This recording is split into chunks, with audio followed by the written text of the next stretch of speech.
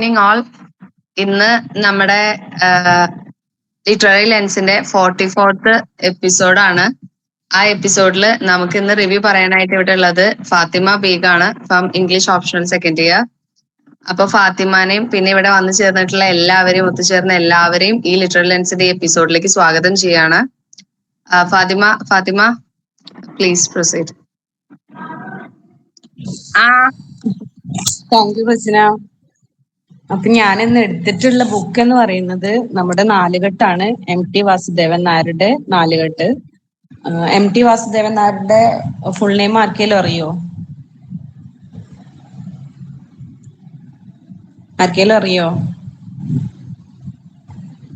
ഇല്ല, ഞാൻ പറയാം. മാടത്ത് തെക്കേപ്പാട്ട് വാസുദേവൻ നായർ എന്നാണ് MT വാസുദേവൻ നായരുടെ ഫുൾ നെയിം. അദ്ദേഹം പാലക്കാട് ജില്ലയിലെ ഒറ്റപ്പാലം താലൂക്കില് ആനക്കര പഞ്ചായത്തില് കൂടല്ലൂരിലാണ് ജനിച്ചത്. 1933 ജൂലൈ 15 അദ്ദേഹം ജനിച്ചത്. അച്ഛന്റെ പേര് പുന്നയൂർക്കുളം T നാരായണൻ നായർ, അമ്മ അമ്മാളു അമ്മ. മലയാള സാഹിത്യത്തിലും ചലച്ചിത്ര രംഗത്തുമൊക്കെ വ്യക്തിമുദ്ര പതിപ്പിച്ച ഇദ്ദേഹം MT എന്ന ചുരുക്കപ്പേരിലാണ് അറിയപ്പെടുന്നത്. അധ്യാപകനായും പത്രാധിപനായും അദ്ദേഹം പ്രവർത്തിച്ചിട്ടുണ്ട്. പിന്നെ ഇദ്ദേഹത്തിന് പത്മഭൂഷൺ, ജ്ഞാനപീഠ എഴുത്തച്ഛൻ അവാർഡ്, അതുപോലെ JC ഡാനിയൽ പുരസ്കാരം. മിസ് വീഡിയോ ഓൺ ചെയ്ത ഇവിടെ ഓഡിയോ കിട്ടില്ല. ഇവിടെ തീരെ റേഞ്ച് ഇല്ലാത്ത സ്ഥലമാണ്. അതാണ് ഞാൻ അത് ഓണാക്കാത്തത്. അപ്പൊ JC ഡാനിയൽ പുരസ്കാരം, അങ്ങനെ കേരള ജ്യോതി പുരസ്കാരം, പിന്നെ കേരള നിയമസഭാ പുരസ്കാരം എന്നിവയൊക്കെ ലഭിച്ചിട്ടുണ്ട്. പിന്നെ നമ്മൾ ഫിലോസഫിയിലൊക്കെ പഠിച്ചിട്ടുണ്ടാവും കുടി പള്ളിക്കൂടം. അപ്പൊ അതുപോലെ കോപ്പം മാസ്റ്ററുടെ കുടി പള്ളിക്കൂടത്തിലാണ് ഇദ്ദേഹം വിദ്യാഭ്യാസം ആരംഭിച്ചത്. പിന്നീട് മലമക്കാവ് എലമെന്ററി സ്കൂളിലും അതുപോലെ തന്നെ കുമരനല്ലൂർ ഹൈസ്കൂളിലും വിദ്യാഭ്യാസം പൂർത്തിയാക്കി. പാലക്കാട് വിക്ടോറിയ കോളേജിൽ നിന്നും ബിരുദം നേടി. 1954 പട്ടാമ്പി ബോർഡ് ഹൈസ്കൂളിലും അതുപോലെ തന്നെ ചാവക്കാട് ബോർഡ് ഹൈസ്കൂളിലും അധ്യാപകനായി വർക്ക് ചെയ്തിട്ടുണ്ട്. മാത്സ് ആയിരുന്നു പഠിപ്പിച്ചിരുന്ന സബ്ജക്റ്റ്. പിന്നെ 1957 മാതൃഭൂമിയിൽ സബ് എഡിറ്ററായും ജോലി ചെയ്തു. ആ ഒരു വർഷം തന്നെയാണ് ഇദ്ദേഹം നമ്മുടെ നാലുകെട്ട് എഴുതിയിട്ടുള്ളതും. പിന്നെ നോവലുകൾ മഞ്ഞ്, കാലം, നാലുകെട്ട്, അസുരവിത്ത്, വിലാപയാത്ര, പാതിരാവും പകൽ വെളിച്ചവും, അറബിപ്പൊന്ന്, രണ്ടാം ഊഴം, വാരണാസി, വാനപ്രസ്ഥം എന്നൊക്കെയാണ് അദ്ദേഹത്തിന്റെ നോവല്. പിന്നെ വാർദ്ധക്യ സഹജമായ അസുഖത്തെ തുടർന്ന് 2024 ഡിസംബർ 25 കോഴിക്കോട് ബേബി മെമ്മോറിയൽ ഹോസ്പിറ്റലില് മരണപ്പെട്ടു. പിന്നെ ഒരുപാട് കഥകളും തിരക്കഥകളും ഒക്കെ എഴുതിയിട്ടുണ്ട്. പിന്നെ നമ്മുടെ നാലുകെട്ടിനെ കുറിച്ച് പറയാന്നുണ്ടെങ്കിൽ 14 ഭാഷകളിലേക്ക് തർജ്ജമ ചെയ്തിട്ടുള്ള ഒരു നോവലും കൂടിയാണ് നാലുകെട്ട്.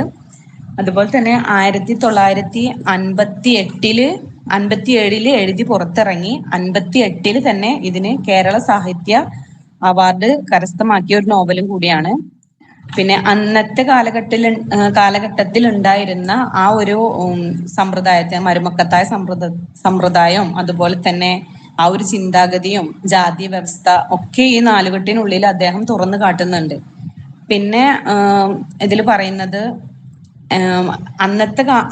അന്നുണ്ടായിരുന്ന ആളുകളുടെ ആ ഒരു മാനുഷിക ചിന്തയെയും അതുപോലെ തന്നെ അന്നത്തെ കാലത്ത് സ്ത്രീകൾ അനുഭവിച്ചിരുന്ന ആ ഒരു ബുദ്ധിമുട്ടും കാര്യങ്ങളൊക്കെ നമുക്ക് ഈ നാലുകെട്ടിൽ കാണാനായിട്ട് പറ്റും.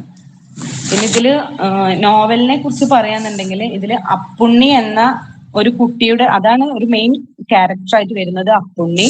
അപ്പുണ്ണിയുടെ ജീവിത യാത്രയാണ് നാലുകെട്ട്. അതായത്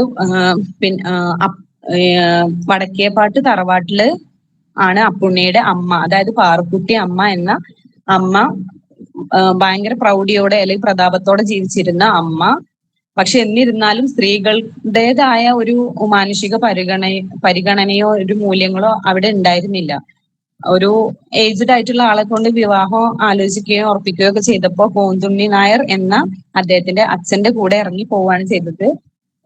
പിന്നെ അത്രയും പ്രൗഢിയോടെ ജീവിച്ചിരുന്ന ആള് ഈ ഒരു പകിട കളിക്കാരനായ കോന്തുണ്ണി നായരെ വിവാഹം കഴിച്ചപ്പോ സ്വാഭാവികമായിട്ടും പട്ടിണിയുടെ പടുകുഴിയിലേക്കാണ് ചെന്ന് പെട്ടത്. പക്ഷെ എന്നിരുന്നാൽ കൂടിയിട്ട് അവരുടെ ജീവിതം സന്തോഷമായിരുന്നു. അങ്ങനെ കൃഷിയൊക്കെ ആരംഭിച്ചു നടത്തിക്കൊണ്ട് പോയിരുന്ന കോന്തുണ്ണി നായരുടെ ഫ്രണ്ട് ആയിരുന്നു സെയ്താലിക്കുട്ടി എന്ന ഒരു ചങ്ങാതി ഉണ്ടായിരുന്നു. അദ്ദേഹമാണ് ഭക്ഷണത്തിൽ വിഷം കൊടുത്ത് കോന്തുണ്ണി നായരെ കൊല്ലുകയാണ് ഉണ്ടായത്. അപ്പോ കോന്തുണ്ണി നായരുടെ മരണത്തിന് ശേഷം നമ്മുടെ പാറുക്കുട്ടിയമ്മ ഒരുപാട് ബുദ്ധിമുട്ട് അനുഭവിക്കുന്നുണ്ട്. കാരണം ഒരു കുട്ടിയെ വളർത്തിക്കൊണ്ടുവരിക അന്നും ഇന്നും വളരെ ബുദ്ധിമുട്ടേറിയ ഒരു കാര്യമാണ്. അപ്പൊ ഒരു അച്ഛനില്ലാത്ത ഒരു കുട്ടിയെ വളർത്തിക്കൊണ്ട് വരാൻ വേണ്ടി അമ്മ ഒരു മനയിലെ അടുക്കള പണിയൊക്കെ എടുക്കാൻ വേണ്ടി പോകുന്നുണ്ട്. പിന്നെ അപ്പുണ്ണി, അതായത് അവരുടെ ജീവിതം ഓരോ വരിയിലും ഇങ്ങനെ കാണിക്കുന്നുണ്ട്. അവരത്രയും ബുദ്ധിമുട്ട് അന്നന്ന് അധ്വാനിച്ച് അന്നന്ന് കഴിയുന്ന അങ്ങനത്തെ ഒരു ജീവിതമായിരുന്നു. അപ്പൊ ഈ അമ്മ ഒരു ദിവസം ഇങ്ങനെ വീട്ടിലേക്ക് വന്നപ്പോ വെളിച്ചെണ്ണ വാങ്ങിച്ചു കൊണ്ടുവരാനൊക്കെ അവനോട് പറയുമ്പോ അവൻ വൈകിട്ടായിട്ട് പോലും കടയിലേക്ക് പോകുന്നുണ്ട്. പക്ഷെ എന്നിരുന്നാ കൂടി രാത്രി അതിന്റെ പേരിൽ പേടിച്ച് നിൽക്കുന്നുണ്ട്. അവിടെ നമ്മുടെ സീതാലിക്കുട്ടിയാണ് വരുന്നത്. അതായത് ഈ ഒരു നോവൽ നമുക്ക് വായിക്കുമ്പോൾ അറിയാം, അച്ഛനെ കൊന്ന ഈ ഒരു സീതാലിക്കുട്ടി തന്നെയാണ് ഏതൊരു വിഷമഘട്ടത്തിലും അവനക്ക് ഒരു സജഷൻ പറഞ്ഞു കൊടുക്കാനോ അല്ലെങ്കിൽ സഹായമായിട്ടൊക്കെ വരുന്നത് നമ്മുടെ സീതാലിക്കുട്ടി തന്നെയാണ്. പിന്നെ ഇവരുടെ വീടിന് അടുത്തായിട്ടുള്ള ഒരു ക്യാരക്ടറാണ് മുത്താച്ചി എന്നത്. അതായത് ഒരു വയസ്സായ ഒരു സ്ത്രീയാണ് മുത്താച്ചി എന്നത്. ഈ സകല വീടുകളിലൊക്കെ കയറി ഭക്ഷണമൊക്കെ കഴിച്ച് അങ്ങനെ ഊര് തെണ്ടി നടക്കുക, അങ്ങനത്തെ ഒരു വയസ്സായ ഒരു സ്ത്രീയായിരുന്നു മുത്താച്ചി. അപ്പൊ മുത്താച്ചിയിൽ നിന്നുമാണ് അവന് വടക്കേപ്പാട്ട് തറവാട്ടിനെ കുറിച്ചിട്ടുള്ള കാര്യങ്ങളൊക്കെ അറിഞ്ഞുകൊണ്ടിരുന്നത്. അപ്പൊ അവിടെ ഒരു തുള്ളല് നടക്കുന്നുണ്ട് എന്നറിഞ്ഞിട്ട് അവിടേക്ക് അപ്പുണ്ണി വാശി പിടിച്ച് പോവുകയാണ് തുള്ളല് കാണാൻ വേണ്ടിയിട്ട്. അവർക്ക് തുള്ളല് കാണുന്നതിനും പ്രധാനം അവിടെയുള്ള ആ ഒരു നാലുകെട്ട് കാണാനും അല്ലെങ്കിൽ നാലുകെട്ടിനുള്ളിലുള്ള ആൾക്കാരെ കാണാനും ഒക്കെ ആയിട്ടായിരുന്നു പോയിട്ടുണ്ടായിരുന്നത്. അങ്ങനെ പോയിട്ട് അവൻ അവിടുത്തെ ആൾക്കാരൊക്കെ കാണും. വലിയമ്മാമ, വലിയമ്മ, അങ്ങനെ കുറച്ച് ക്യാരക്ടേഴ്സ് ഉണ്ട് ഇതിൽ. അപ്പൊ അവരൊക്കെ കാണുന്നുണ്ട്. അപ്പൊ ഇവൻ അവിടെ പോയിട്ട് കുട്ടികളെ കൂട്ടത്തിൽ ഇരിക്കുമ്പോ മാളു എന്നൊരു കഥാപാത്രം വരുന്നുണ്ട്. അതായത് അവിടുത്തെ കുട്ടമ്മാമയുടെ മകളാണ് മാളു. അപ്പൊ മാളു വന്നിട്ടാണ് ഇവനൊരു ഫസ്റ്റ് തന്നെ എവിടുത്തെയാണെന്ന് ചോദിക്കുമ്പോൾ ഞാൻ ഈ തറവാട്ടിൽ തന്നെ പറയുമ്പോൾ കുട്ടി ചോദിക്കുന്നുണ്ട്, മാളു ചോദിക്കുന്നുണ്ട് ഈ തറവാട്ടിൽ ആരാണ്. അപ്പൊ ഇങ്ങനെ പറയും കോന്തുണ്ണി നായരുടെ മകനാണെന്ന് പറയുമ്പോൾ അങ്ങനെയാണ് ഇവനെ എല്ലാരും അവിടെ തിരിച്ചറിയുന്നതും. ഈ വലിയമ്മാമ അവനെ ആട്ടി പായിക്കുന്നുണ്ട് അവിടുന്ന്. അമ്മ പോയതിനു ശേഷം അവിടെ പടിയടച്ച് പിണ്ടം വെക്കുക അങ്ങനത്തെ സംഭവങ്ങളൊക്കെ കഴിഞ്ഞ കാരണം അവിടെ ഒരു അവകാശം ഇല്ല, പിന്നെ എന്തിനാ ഇങ്ങോട്ട് വന്നേന്ന് പറഞ്ഞിട്ട് അവനെ അവിടുന്ന് ഓടിക്കുന്നുണ്ട്. അവനത് കരഞ്ഞുകൊണ്ട് ഒരു പാടത്തൂടെ ഓടുന്ന ഒരു രംഗമൊക്കെ ഉണ്ട്. നമുക്കതൊക്കെ ഇങ്ങനെ വിഷ്വലൈസ് ചെയ്യാനായിട്ട് പറ്റും ഈ ഒരു നോവൽ വായിക്കുമ്പോൾ. പിന്നെ ഇവരെ എന്തിനും സഹായിച്ചിരുന്നത് ശങ്കരൻ നായർ എന്ന ഒരു അവിവാഹിതനായിരുന്നു. അദ്ദേഹം ഈ ഒരു വടക്കേപ്പാട്ട് തറവാട്ടിലെ എല്ലാ കാര്യങ്ങളും നോക്കി നടത്തിയിരുന്ന ഒരു പണിക്കാരനായിരുന്നു. പക്ഷെ ഈ ഒരു മനയില് പണിക്ക് പോകുമ്പോൾ അവിടുത്തെ ആ ഒരു മനയിലെ കാര്യങ്ങൾ നോക്കുന്നത് ഈ നമ്മുടെ ശങ്കരൻ നായരാണ്. അപ്പൊ ഈ ശങ്കരൻ നായർ അവിടുന്ന് കാണുകയാണ് പാറുക്കുട്ടി അമ്മയെ. അപ്പൊ അദ്ദേഹത്തിന് വളരെയധികം വിഷമം തോന്നി. കാരണം അത്രയും പ്രൗഢിയോടെ ജീവിച്ചിരുന്ന ഒരാൾ ഇവിടെ വന്നിട്ട് മകന് വേണ്ടി പണിയൊക്കെ എടുക്കുമ്പോൾ അദ്ദേഹത്തിന് ഇങ്ങനെ ബുദ്ധിമുട്ടൊക്കെ തോന്നുന്നുണ്ട്. പക്ഷെ എന്നിരുന്നാലും എന്ത് സഹായത്തിനും ഈ പാറുക്കുട്ടി അമ്മയ്ക്ക് ചോദിക്കാനും പറയാനും ഉണ്ടായിരുന്നത്, ഒരു കാര്യങ്ങൾ എന്തെങ്കിലും തീരുമാനം എടുക്കുമ്പോൾ ചോദിക്കാനൊക്കെ ഉണ്ടായിരുന്നത് ശങ്കരൻ നായരായിരുന്നു. പിന്നെ അങ്ങനെ ഇവന് ഹൈസ്കൂളിൽ ചേരാൻ വേണ്ടിയിട്ട് പട്ടാമ്പിയിൽ സ്കൂളിലേക്ക് പോവുകയാണ്. അപ്പൊ അമ്മ സഹായം ചോദിക്കുന്നത് നമ്മുടെ ശങ്കരൻ നായരോടാണ്. അപ്പൊ നായരാണ് ഇവനെ കൊണ്ടുപോയിട്ട് സ്കൂളിൽ ചേർക്കുന്നതും ഫീസ് കെട്ടുന്നതും എല്ലാം. പക്ഷേ ഇന്നത്തെ കാലത്ത് മാത്രമല്ല അന്നും ഉണ്ടായിരുന്ന ഒരു സമ്പ്രദായം എന്താന്ന് വെച്ചിട്ടുണ്ടെങ്കിൽ, സ്വാഭാവികമായിട്ടും ഭർത്താവ് മരിച്ചൊരു സ്ത്രീ വേറൊരു അന്യപുരുഷൻ വീട്ടിലേക്ക് വരുമ്പോൾ ആളുകൾക്ക് ഉണ്ടാവുന്ന ഒരു തെറ്റിദ്ധാരണയും അതുകൊണ്ട് പരത്തുന്ന കുറച്ച് അപവാദങ്ങളൊക്കെ ഉണ്ട് ഇതില്. അപ്പൊ അത് വിശ്വസിച്ച് ആ ഒരു വീട്ടിൽ നിന്നും ഇറങ്ങി പോകുന്ന ഒരാളാണ് അപ്പുണ്ണി. പിന്നീട് വീടുമായിട്ട് യാതൊരു ബന്ധവും ഇല്ല അവന് വീട്ടിൽ നിന്ന് ഇറങ്ങി പോവാണ്. അങ്ങനെ പോയിട്ട് അവന് ഒരു ഒഴിഞ്ഞ സ്ഥലത്ത് പോയി നിൽക്കുന്നുണ്ട്. അവിടെയും അവൻ എന്ത് ചെയ്യണം, എവിടേക്ക് പോകണം, ഇനി എന്തായാലും വീട്ടിലേക്ക് വരില്ല എന്ന വാശിയിൽ അങ്ങനെ നിൽക്കുമ്പോൾ അവിടെയും ഒരു സഹായമായിട്ട് വരുന്നത് സേതാലിക്കുട്ടിയാണ്. അപ്പൊ സേതാലിക്കുട്ടി ഇങ്ങനെ ചോദിക്കും എന്ത് പറ്റിയതാന്ന് ചോദിക്കുമ്പോൾ അവന് കാര്യങ്ങളൊക്കെ വിശദീകരിച്ചു കൊടുക്കും. എന്നിട്ട് പറയും എനിക്ക് പോകാനൊരു സ്ഥലം ഇല്ല എന്ന് പറയുമ്പോൾ നിന്നോട് ആരാ സ്ഥലം ഇല്ല എന്ന് പറഞ്ഞത്, നിനക്കല്ലേ നാലുകെട്ടുള്ളത് എന്ന് പറഞ്ഞിട്ട് അങ്ങനെ നാലുകെട്ടിലേക്ക് വീണ്ടും ഒരു മടക്കയാത്ര നടത്തുകയാണ് നമ്മുടെ അപ്പുണ്ണി. അങ്ങനെ അവിടെ ചെന്നപ്പോ വലിയമാമായിട്ട് കുറച്ച് പ്രശ്നമൊക്കെ ഉണ്ടെങ്കിൽ കൂടിയിട്ട് കുട്ടമാമയുടെ സഹായത്തോടെ ആ വീട്ടിനുള്ളിൽ കയറി പറ്റാണ് പിന്നീട് ആണ് അവന് ആ നാല് കെട്ടിലെ അവസ്ഥ തന്നെ മനസ്സിലാകുന്നത്. അതായത് ജാതിയുടെ പേരിൽ അതിനുള്ളിൽ തന്നെ പ്രശ്നമുണ്ട്, അതുപോലെ സ്വത്തിന്റെ പ്രശ്നമുണ്ട്, ഇവൻ ഒരു ഭക്ഷണത്തിന് പോലും അതിനുള്ളിൽ പ്രശ്നമുണ്ട്. എടുക്കുന്ന നെല്ലിന് പോലും അളവുണ്ട്, കാര്യങ്ങളുണ്ട്, അതിനൊക്കെ പ്രശ്നം നടക്കുന്നുണ്ട്. പക്ഷെ അവന് അവിടെ ഒരു പട്ടിയുടെ വില പോലും ആരും കൊടുക്കുന്നില്ല. എന്നിരുന്നാൽ കൂടിയിട്ട് അവന് പോകാൻ വേറൊരു സ്ഥലവും ഇല്ല. പിന്നെ അമ്മമ്മയുടെ ആ ഒരു സ്നേഹം മാത്രമാണ് അവനെ അവിടെ പിടിച്ചു നിർത്തിയിരുന്നത്. പിന്നീട് അവൻ അവിടെ നിന്ന് കൊണ്ടാണ് സ്കൂളിലേക്കൊക്കെ പോയിരുന്നത്. പിന്നെ അവനക്ക് ഒരു സ്കോളർഷിപ്പ് കിട്ടുന്നുണ്ട്.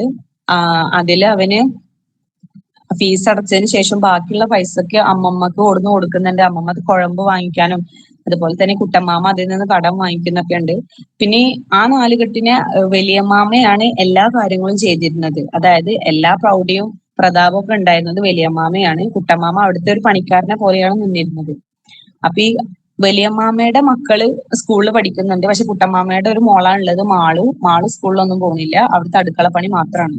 ഈ വലിയമ്മാമയുടെ മക്കള് സ്കൂളിലേക്ക് പോകുന്നതും വരുന്നതും ഒക്കെ കാളവണ്ടിയിലാണ്. സെയിം സ്കൂളിൽ തന്നെയാണ് നമ്മൾ അപ്പുണ്ണിയും പഠിക്കുന്നത്. പക്ഷെ അപ്പുണ്ണിക്ക് നടന്നാണ് പോകുന്നത്. അപ്പുണ്ണിയെ കൊണ്ടാക്കാനോ കൊണ്ടുവരാനോ അങ്ങനെ ആരും ഉണ്ടായിരുന്നില്ല. അവിടെയും ഒറ്റപ്പെടൽ മാത്രമായിരുന്നു. സ്കൂളിലും ഒറ്റപ്പെടലായിരുന്നു, ഇവിടെയും ഒറ്റപ്പെടലായിരുന്നു അപ്പുണ്ണിക്ക് ഉണ്ടായിരുന്നത്. പിന്നെ ഇതില് വലിയമ്മാമയുടെ ഒരു മോള് പറയുന്നുണ്ട്, അമ്മിണിയടത്തി എന്ന് പറയും. അപ്പൊ ഈ അമ്മിണിയടത്തിയുമായിട്ട് ചെറിയൊരു ഇഷ്ടം തോന്നുന്നുണ്ട്. അത് ആ ഒരു ഇഷ്ടം ഇതില് നമുക്ക് വ്യക്തമായിട്ട് കാണാം.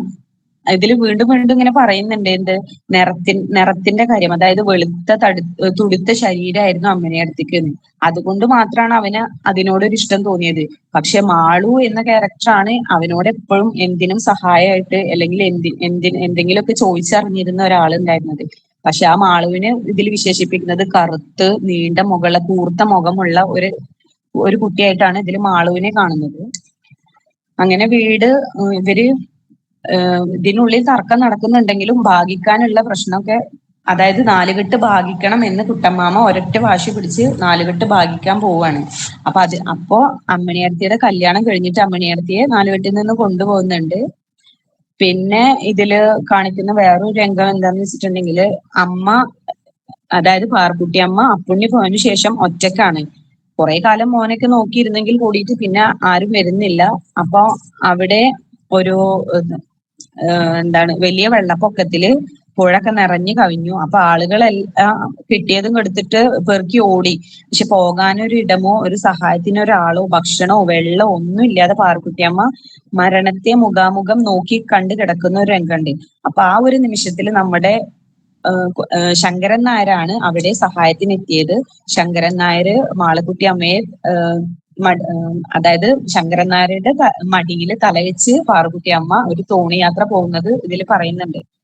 അങ്ങനെ ശങ്കരൻ നായര് പാർക്കുട്ടി അമ്മയെ കൊണ്ടുപോവാണ്. കാരണം ഒറ്റക്കാണല്ലോ. അപ്പൊ അങ്ങനെ അദ്ദേഹം ഒരു സഹായം എന്നോണം പാർക്കുട്ടി അമ്മയെ അവിടുന്ന് കൊണ്ടുപോകുന്നുണ്ട്. പിന്നെ ഇതില് ഫീസ് അടക്കേണ്ട ഒരു രംഗം വരുന്നുണ്ട്. അപ്പൊ ഫീസ് അടക്കാൻ ഇവന് എന്ത് ചെയ്യും? ഫീസ് അടക്കാൻ ഇവർക്ക് പൈസ ഇല്ല, ഒരണ പോലും കയ്യിൽ എടുക്കാനില്ലാത്ത ഒരാളാണ് നമ്മുടെ അപ്പുണ്ണി. വീട്ടിൽ പറയാൻ പറ്റില്ല. അതായത് നാലുകെട്ടിനുള്ളിൽ എല്ലാവരും ശത്രുക്കളാണ്. അമ്മമ്മ, മാളു, ലക്ഷ്മി അടുത്തി, അങ്ങനത്തെ കുറച്ച് ആൾക്കാർ മാത്രമേ ഇവനോട് ഒരു അലിവുള്ളതുള്ളൂ. പക്ഷെ അവരുടെ കയ്യിലൊന്നും പൈസ ഇല്ല, ഒന്നുമില്ല. അപ്പൊ ഇവന് ഫീസ് അടക്കാൻ എന്ത് ചെയ്യും? അപ്പൊ ഈ കടം കൊടുത്ത കുട്ടമ്മാമയോട് കടം തിരിച്ചു ചോദിക്കുകയാണ്. അപ്പോ കുട്ടമ്മാമ ഇവനെ ഒരുപാട് ചീത്തവാക്കുകളും പറഞ്ഞിട്ട് ആട്ടി വിടുന്നുണ്ട്. പിന്നീട് ഇവന്റെ കൂടെ പഠിക്കുന്ന ഒരു കുട്ടിയാണ് മുഹമ്മദ്.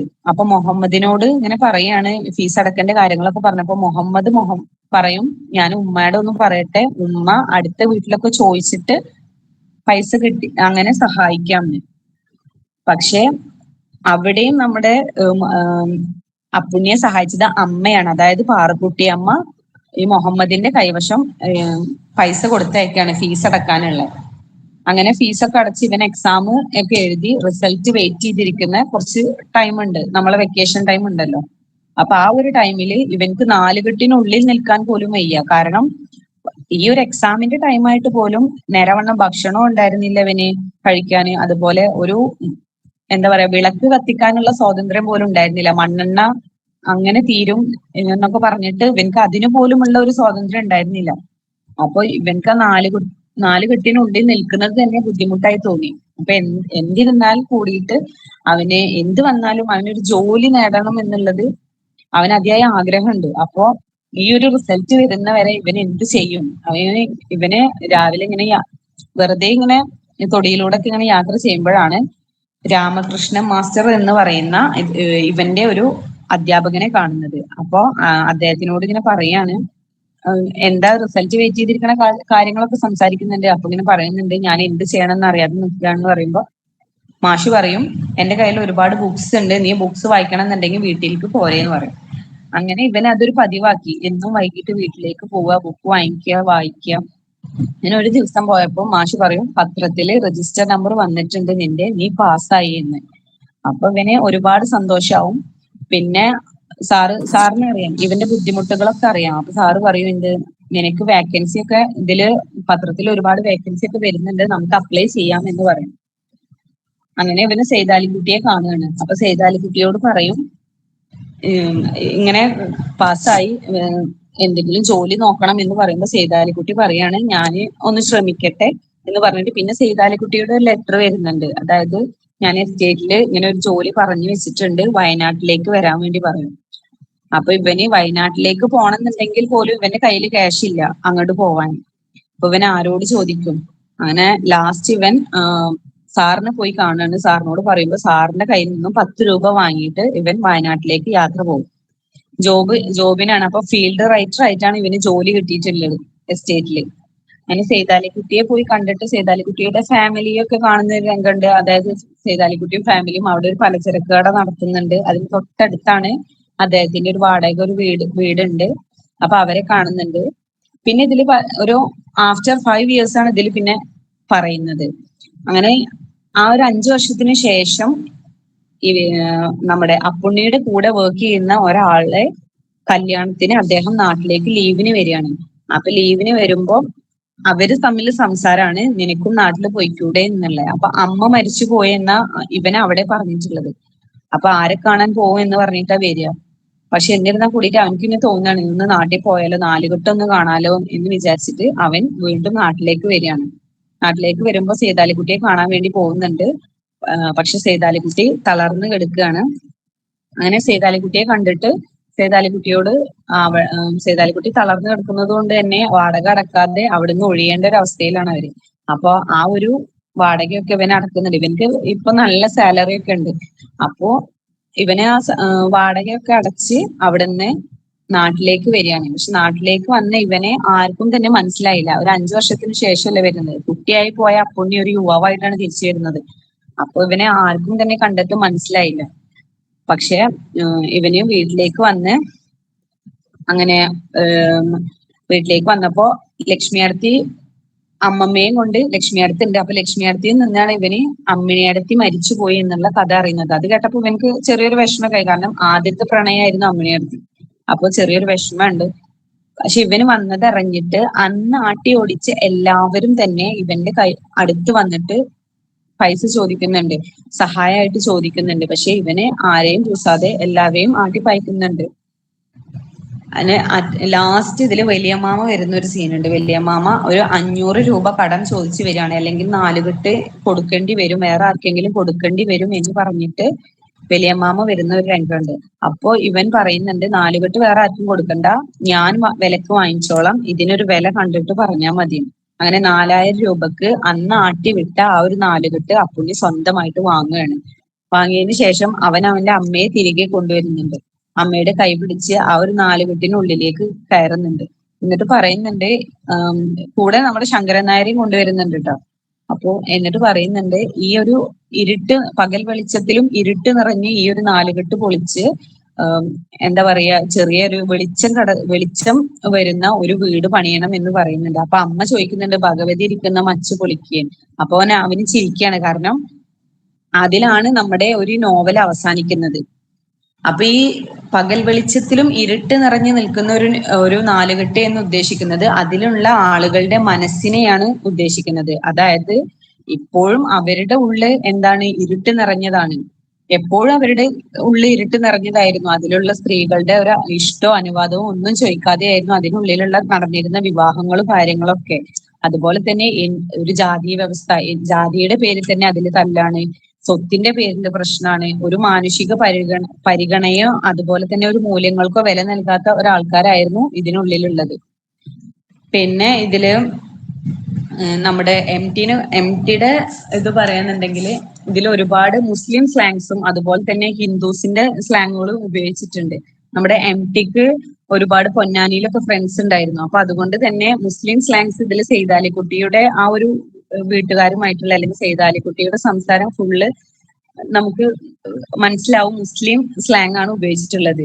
അതുപോലെ ഈ നാലുകെട്ടിനുള്ളിൽ ഉപയോഗിച്ചിട്ടുള്ളത് ഹിന്ദുക്കളുടെ ഒരു സ്ലാങ് ആണ്. പക്ഷെ ഈ നാലുകെട്ടിനുള്ളിലുള്ള ആൾക്കാരുടെ സംസാരം നമുക്ക് സ്പീഡിലൊന്നും വായിച്ചു പോകാൻ പറ്റില്ല. കാരണം കുറച്ചൊന്നും പതുക്കെ വായിക്കാൻ കുറച്ചൊരു ബുദ്ധിമുട്ട് ഉണ്ടാക്കുന്ന കുറച്ച് വേർഡ്സ് ഉണ്ട് ഇതിൽ. അപ്പൊ നമുക്കത് പതുക്കെ വായിക്കാൻ പറ്റുള്ളൂ. സ്പീഡിൽ വായിച്ചാൽ ചിലപ്പോൾ ഒന്നും മനസ്സിലാവണമെന്നില്ല, വായിക്കാൻ കുറച്ച് ബുദ്ധിമുട്ടായിരിക്കും. എനിക്ക് പേഴ്സണലി അങ്ങനെ ഫീൽ ചെയ്തിട്ടുണ്ട്. പിന്നെ ഞാനിത് എടുക്കാനുണ്ടായ കാരണം ഞാനിതൊരു 15 വർഷം മുന്നേ വായിച്ചിട്ടുള്ള നോവലാണ്. അപ്പൊ ഇത് വീണ്ടും എന്റെ ഹസ്ബൻഡിന്റെ കുട്ടിക്കാലത്ത് വായിച്ച നോവലാണ്. അപ്പൊ ഹസ്ബൻഡാണ് എന്നോട് പറഞ്ഞത് എനിക്ക് ഒന്നുകൂടി വായിക്കണം എന്നുണ്ട്, ഇത് എവിടുന്നെങ്കിലും കിട്ടുമെന്ന് ചോദിച്ചപ്പോ ഞാൻ വസീമിനോട് പറഞ്ഞു. വസീമാണ് എനിക്ക് ഇതിന്റെ PDF അയച്ചു തന്നത്. അപ്പൊ വസീമിനോട് ഒരു താങ്ക്സ് പറയണം. വസീം ഇതിൽ ഉണ്ടോ ഇല്ലെന്ന് എനിക്കറിയില്ല. പിന്നെ ആർക്കെങ്കിലും വേണമെന്നുണ്ടെങ്കിൽ എന്റെ കയ്യിൽ PDF ഉണ്ട്, ഞാൻ ഷെയർ ചെയ്യാം. അപ്പൊ ഞാനിത് എടുക്കാനുണ്ടായ കാരണം ഒന്ന് അതാണ്. രണ്ടാമത്തെ കാര്യം, അന്ന് ഈ നോവല് വായിക്കുമ്പോൾ എനിക്കൊന്നും ഫീൽ ചെയ്തിരുന്നില്ല. ഇതിലൊരു കാളവണ്ടിയിലൂടെ പോകുന്നതും കാളവണ്ടി കാണുന്നതും പോകുന്നതും അല്ലെങ്കിൽ ഒരു പാടത്തൂടെ നടന്നു പോകുന്നതും ഒന്നും എനിക്ക് തോന്നിയിരുന്നില്ല. കാരണം ഒരു 15 വർഷം മുന്നേ ഞാനിത് ചെറുതാവുമ്പോൾ ഞാനും കാളവണ്ടിയിലൊക്കെ ഒരുപാട് പോയിട്ടുണ്ട്. അതുപോലെ തന്നെ പാടത്തോടൊക്കെ എന്റെ വീടിന് നേരെ മുന്നിൽ പാടാം. അപ്പൊ എനിക്കതൊന്നൊരു എന്താ പറയാ ഒന്നും ഫീൽ ചെയ്തിരുന്നില്ല. പക്ഷെ ഇന്ന് ഈ നോവല് വായിച്ചപ്പോ എനിക്കതൊക്കെ ഭയങ്കരമായിട്ട് മിസ് ചെയ്യുന്നുണ്ട്. നൊസ്റ്റാൾജിക് ഫീല് വരുന്നുണ്ട്. കാരണം നമുക്ക് അന്ന് വായിക്കുമ്പോൾ ഒന്നും തോന്നാത്തത് അത് അനുഭവിക്കുന്നത് കൊണ്ടാണ്. ഇന്നത് അനുഭവിക്കാത്തത് കൊണ്ട് തന്നെ എനിക്കത് നന്നായിട്ട് ഓരോ വരിയും വിഷ്വലൈസ് ചെയ്യാനായിട്ട് പറ്റുന്നുണ്ട്. മാത്രമല്ല നമ്മുടെ ഇതിൽ പറയുന്നുണ്ട് ഇന്നും ഇതുപോലെയുള്ള നാലുകെട്ട് നമുക്ക് ചുറ്റിലുമുണ്ട്. ഈ മനുഷ്യരുടെ ഇടുങ്ങിയ ചിന്താഗതിയും ദുഷ്ടതയൊക്കെ ഉള്ള ഒരു നാലുകെട്ടുണ്ട്. അതൊക്കെ പൊളിച്ച് വിശാലമുള്ള ഒരു സ്നേഹത്തിന്റെ വെളിച്ചം നിറഞ്ഞ പുതു മനുഷ്യരെ വാർത്തെടുക്കണമെന്ന് പറയാതെ പറയുന്ന ഒരു നോവലും കൂടിയാണ് നമ്മുടെ നാലുകെട്ട്. അതുപോലെ എന്തൊക്കെ പ്രശ്നം വന്നാലും അടിച്ചമർത്തലുകളും പ്രശ്നങ്ങളൊക്കെ നേരിടേണ്ടി വന്നാലും സ്വയം പ്രയത്നം കൊണ്ട് തന്റെ സ്വപ്നങ്ങളെ വെട്ടിപ്പിടിച്ച ഒരാളാണ് നമ്മുടെ അപ്പുണ്ണി.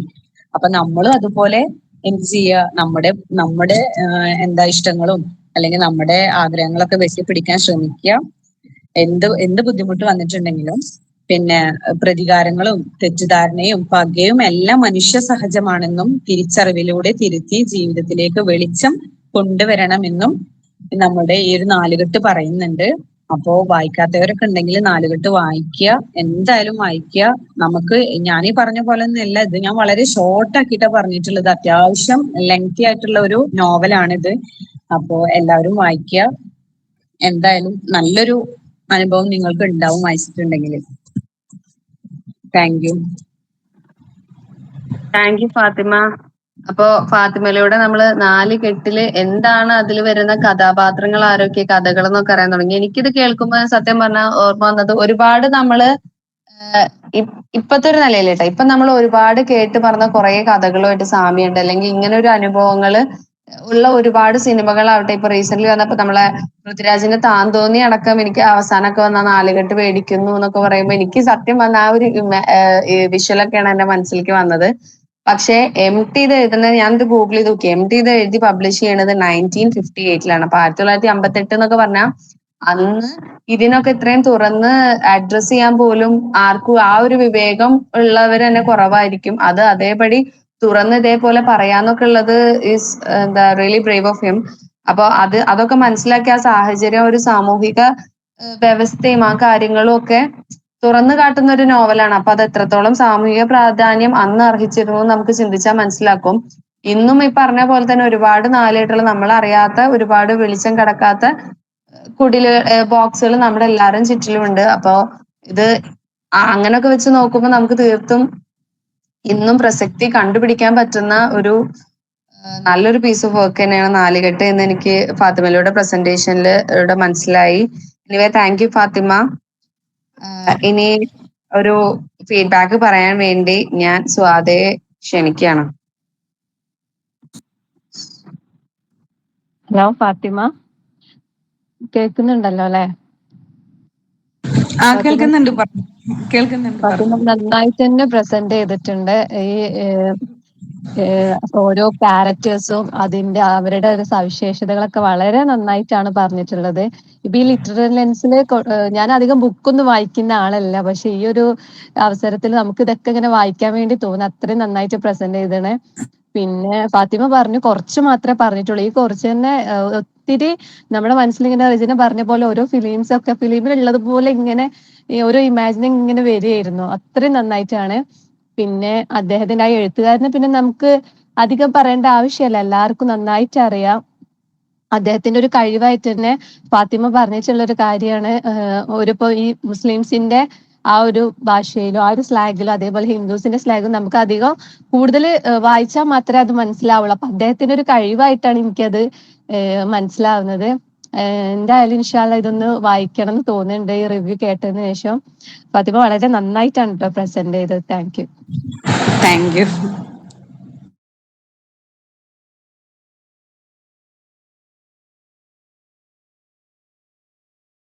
Thank you Swatha. അടുത്തതായിട്ട് ഫീഡ്ബാക്ക് പറയാൻ വേണ്ടി ഷെബീബയെ ക്ഷണിക്കും.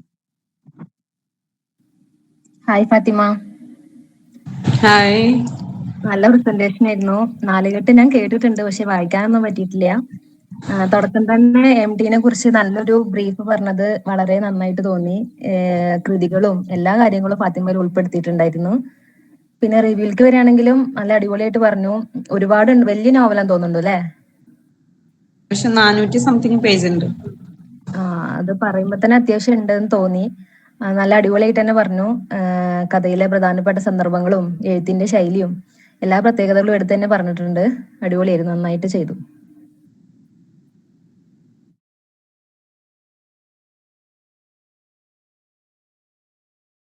Thank you Shebeeba. ഇനി ആർക്കെങ്കിലും ഇതുപോലെ മുന്നോട്ട് വന്ന് എന്തെങ്കിലും പറയാനോ ഷെയർ ചെയ്യാനോ ഉണ്ടെങ്കിൽ please come forward.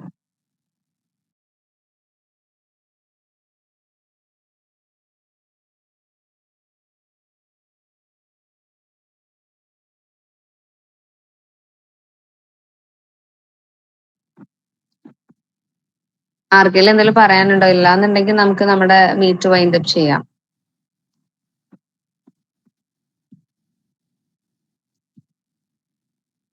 So I think that's it.